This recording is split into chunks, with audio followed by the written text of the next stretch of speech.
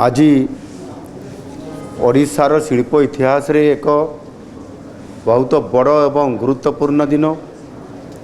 आम ओडिशा सरकारंकर इपिकल एवं यूएई रो सबुठारु बड़ व्यावसायिक गोष्ठी IHC मध्य एक ऐतिहासिक MOU बुझामणा पत्र स्वाक्षरित होईछि। ओडिशार एक एल्युमिनियम प्रकल्प प्रतिष्ठा पाई एही सहयोगिता तार आज संपन्न करा जाइछि। आबुधाबीर एही प्रमुख कंपनी IHC सहित एही चुक्ति केवल गोटे ये प्रकल्प नुहे बरं ओडिशा और मध्यप्राच्य मध्य व्यवसायर एक सबुठारु बड़ ये होछि प्रवेश द्वार। राज्य इतिहास रे यह एक विराट पुंजीनिवेश प्राय 11.5 बिलियन डॉलर खर्च इथिरे कराजिबो, अर्थात 1,15,000 कोटी टंकार निवेश FDI आम ओडिशा को आसीबा पई ये रास्ता आज परिष्कार होईछि।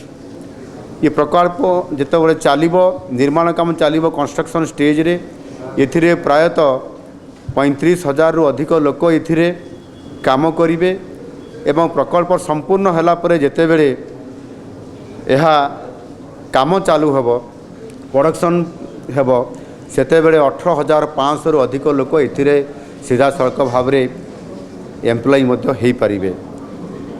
एही प्रकल्प रे बॉक्साइट खनि ठार आरंभ करी एल्युमिना रिफाइनिंग एल्युमिनियम स्मेल्टिंग एवं विद्युत उत्पादन भली समस्त कार्य ये समन्वित रूपे ये संपूर्ण भाव में कार्यक्रम हम। यही बड़ प्रकल्प द्वारा ओडिशार छोट छोट जो शिल्प MSME यंत्रांश निर्माता एवं परिवहन लॉजिस्टिक सेवा जोगाउथबा लोके माने मध्य संपूर्ण भाव में डायरेक्टली एवं इनडायरेक्टली समाने मध्य समस्ते बेनिफिट हो पारिबे। केवल कारखाना केवल नुहे IHC सहित मिसी गवेषणा